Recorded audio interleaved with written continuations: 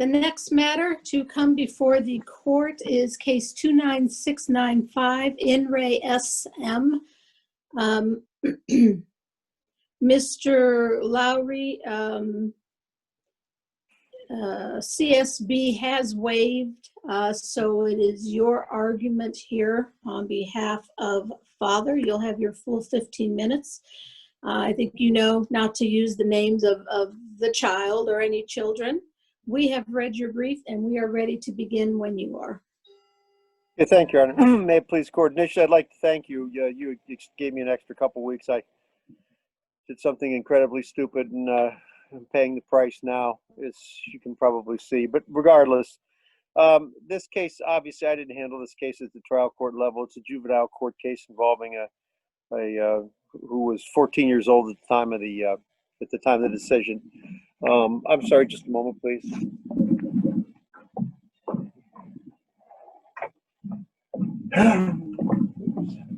Sorry, I'm trying to coordinate my Zoom atmosphere here. I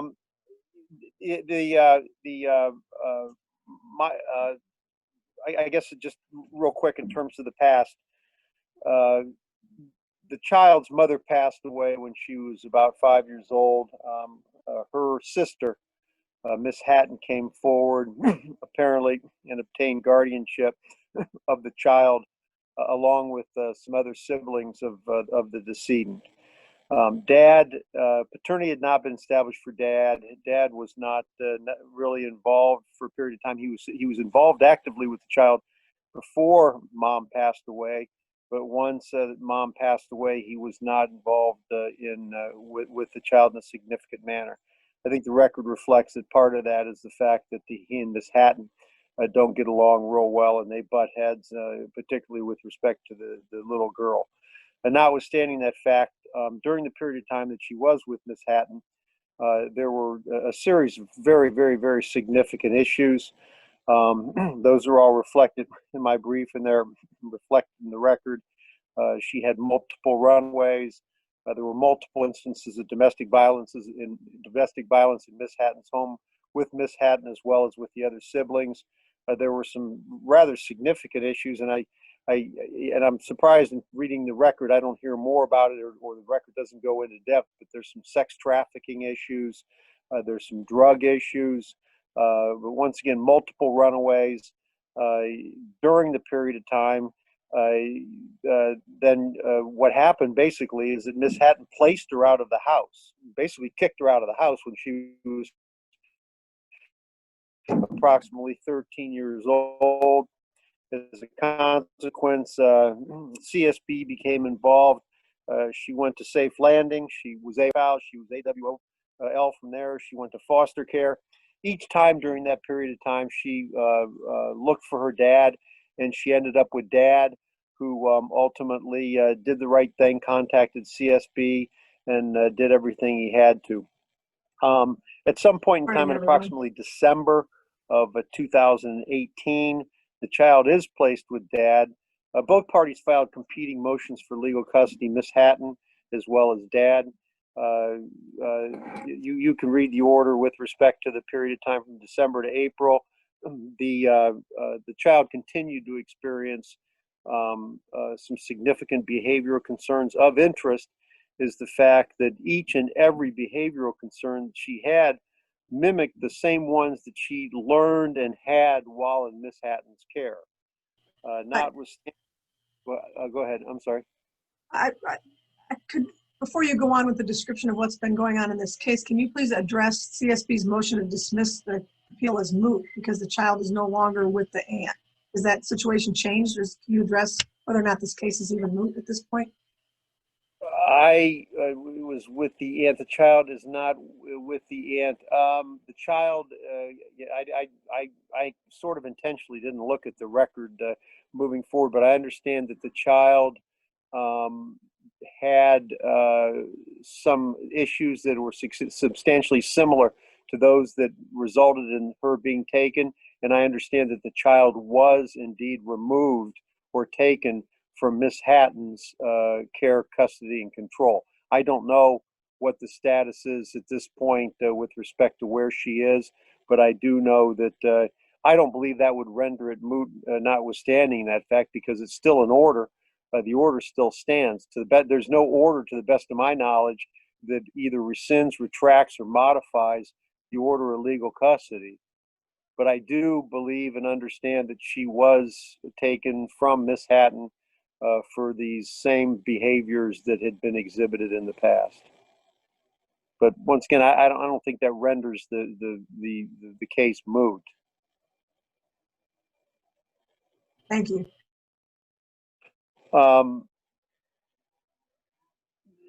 Anyway, what happens ultimately is the child ends up at Rebecca's place, and at Rebecca's place, she undergoes some significant, apparently, mental health issues, and Miss Hatton is involved. My client's not. There's a lot of things in the record on that. My client was never told that she was she was in counseling. You know, the state's version is, well, you should have asked. My client was never told who the counselor was. State's version is, well, you should have asked. The instructions to Rebecca's place were pretty clear, that your job is to integrate the child with Miss Hatton, with no mention whatsoever of Dad's competing motion or Dad's interest. My argument in this case is twofold. First of all, that the grant of legal custody, for the reasons kind of we've talked about, you know, if the truth be told, and you know, I understand that appeals or retro, you know, don't really necessarily speak prospectively, but I guess the proof is in the pudding, because what's happened again is the same thing that happened in the past. The child vacillated back and forth. The child actually wants to be with father every time she ran back and forth. And it's hard, in some respects, it's hard for me to argue the legal custody component, because Dad never engaged or was involved with Nicole, the person who did indeed apparently obtain some very favorable results with the little girl through Rebecca's place.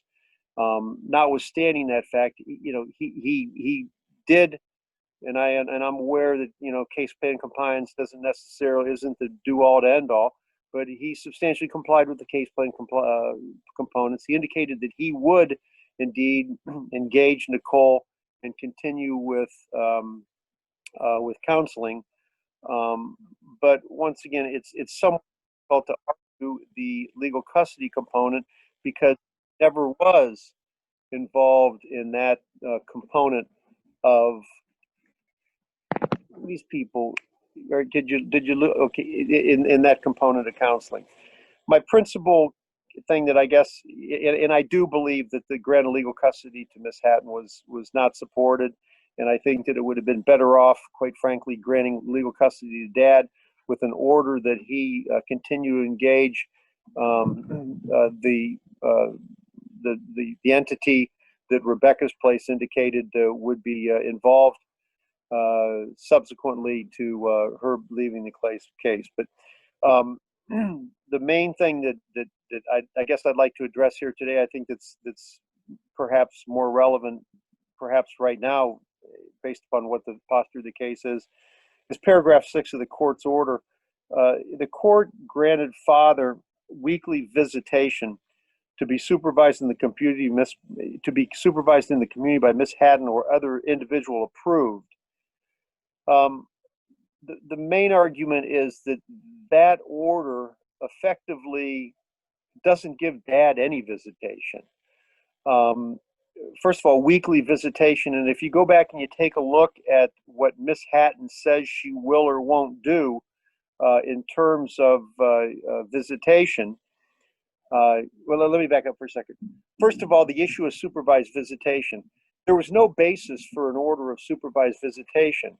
It's clear that the state thought that the therapist was recommending supervised visitation, but the therapist clearly indicated, hey, listen, we didn't recommend supervised visitation. The only reason why visitation has been supervised is because Rebecca's place requires all visitation to be supervised. The only issue and the only information that was provided about why supervised visitation would be appropriate is in roughly page 87 of the transcript, where the caseworker gets up and is asked, well, what do you think about supervised visitation? And in her description of what she thinks supervised or visitation should look like, she uses the word guess, I think 3 times, and probably multiple times. That's where this concept of supervised visitation came from. There's not a single professional that recommended supervised visitation. And then Miss Hatton, when Miss Hatton talks about what her component of visitation would look like in the transcript, I mean, there's an entire litany of things that, well, you know, it's got to be this, and it's got to be that, and it's got to be this, and it's got to be that. And effectively, what Father got through paragraph number 6 was no visitation whatsoever unless it's agreed between apparently he and Miss Hatton. And Miss Hatton in her testimony admits that, well, Father and I don't even speak.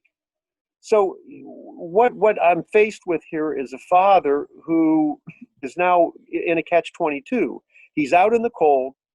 There's no visitation. I mean, even if the order said she'll have weekly visitation from 12 to 4, I mean, at that point in time, he could get on the phone to someone, to anyone, and say, okay, I've got visitation today at 4 o'clock at noon. Where are we going to meet? Okay, what he's faced with now is he's got to get on the phone to someone he doesn't even talk to, and he's got to say, okay, so I get weekly visitation, so, you know, when is it convenient for you? Where can we go? And it places him in a conundrum, because he has indicated in the record that he's willing to engage counseling, and he's willing to do whatever he needs in order to ultimately, I assume, obtain legal custody or get legal custody or get his daughter back. But at this point, the order for visitation is so vague and nebulous, he effectively has no visitation whatsoever, particularly if you read the record and you read the parameters that are placed upon visitation by Miss Hatton, quite frankly, and by CSB. So for those reasons, I'm asking the court to remand the case for 2 reasons. First of all, I think the grant of legal custody was wrong based upon the fact that all of these issues emanated from the time that she sent with Miss Hatton. It's obvious Miss Hatton isn't the place for this little girl, as indicated by some things that are really set forth and brought to the attention of the court by the state in their motion to dismiss. But more importantly, for an order of visitation that makes sense, that grants him some substantive visitation with time parameters, with other parameters that allow him to get it to visit with his daughter. His daughter clearly wants to visit with him. His daughter clearly wants to have a relationship with him. He clearly wants the same thing. He came forward. He did paternity testing immediately. He filed his motion for legal custody immediately upon the court being, you know, involved in the case. I think he's expressed a true and honest and sincere desire to be with his daughter and visit with his daughter. There's been absolutely no issues articulated at all in terms of why unsupervised visitation with father would not be appropriate. Absolutely none. There's not been a single expert or a single professional that has indicated any reason why unsupervised visitation wouldn't be appropriate for my client. Well, if you're thinking about it from the perspective of father's restriction, what if it's more about the child's behaviors over the past umpteen years, where she's had some issues that might require supervision of her, not so much as the father, but supervision of her? Well, that's what father's job is, I assume. I mean, he's the one that should be supervising that. I mean, under that theory, so if Miss Hatton is supervising his visitation, then, you know, I'm sorry. Just if Miss Hatton is supervising his Feel about dogs. yeah, well, that's the problem. She's one of those you would have been hearing her at the door, but for the fact she's supposed to be out here obeying her master, as the term is loosely used with that one. And I guess that's what dad's job is, and that's what you hope that dad learned through the classes he took. I mean, he took the classes, he did everything they wanted to do under the case plan. You know, the people that were involved didn't perceive that he was perhaps as serious he should have been, or that he took them to heart as much as he should have. But he took all the classes, he understands the issues. And once again, the issues weren't issues that emanated from while she was in his care, custody, and control.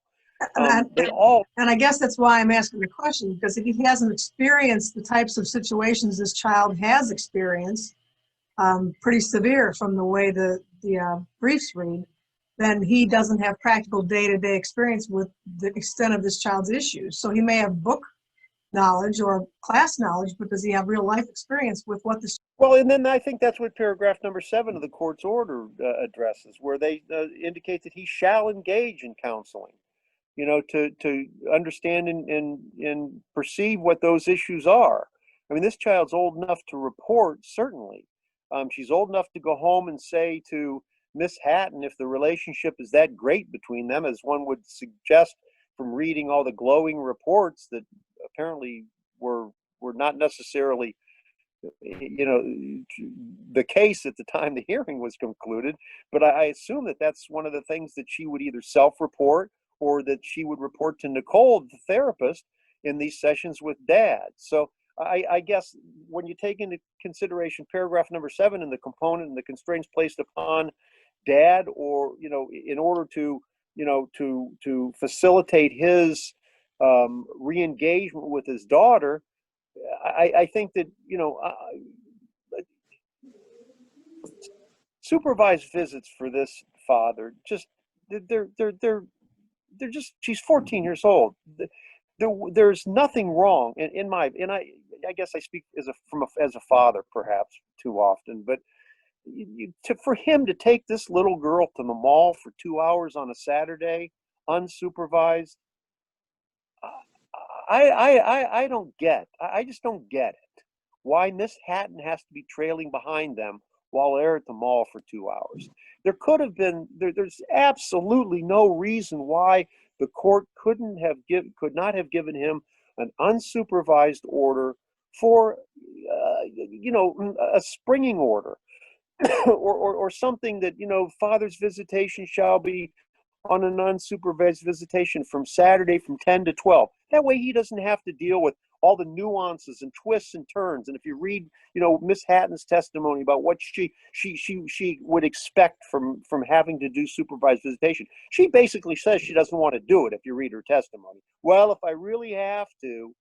But Mr. Lowry, you yes. are quite a bit past your time. I let you go because of the questions near the end, but if you just want to do a wrap-up statement, then. No, this guy should be able to visit his daughter on an unsupervised basis. And there needs to be something outlined in order for him to do that. The way it's set up now, he's going to lose his daughter. I guess that's my summation. All right. Thank you for your argument. We will take the matter under advisement, issue a written decision in due course. It'll be mailed to both sides, posted on our website and that of the Supreme Court.